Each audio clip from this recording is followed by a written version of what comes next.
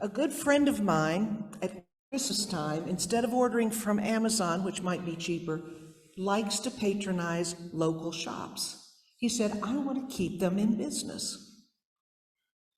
I have friends that go to the symphony most of the time, but they buy season tickets even though they can't go all the time because they want to support the symphony. We support what we love. And what we love typically takes the support of many people. I love coming to Pilgrim Church. I love good music.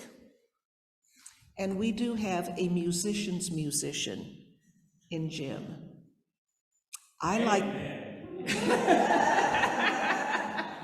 like hearing good sermons, and I like them to be thoughtful and Bible-based.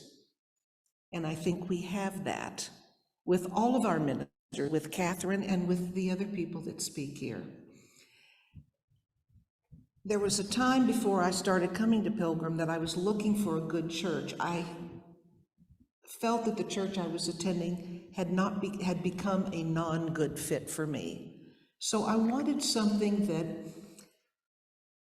had good sermons. I wanted something that was committed to social justice. And I wanted kindred spirits as my church mates. I attended one church that had all of that, except they didn't teach from the Bible. And I remember going to my neighborhood Walgreens one Sunday to buy my paper. And I said, Tana, I've missed seeing you here several Sundays. And she said, I told him I had to be off every other Sunday because I need me some Jesus. So I not only needed a church that was committed to social justice and was open and affirming and was welcoming to everyone, but I needed me some Jesus. And I found all that here at Pilgrim. Because of that, I feel it's important that I support the church with my presence, with my prayers, with my talents, and with my financial resources. I'm a recovering Southern Baptist. My parents were very devout, and Dad always said he was giving my brother and sister and me an allowance to teach us to tithe. We were expected to give at least 1/10 of our allowance to the church. And I'm going to sound like a goody two-shoes, but I have tithed all my life, and I've learned that it's a blessing.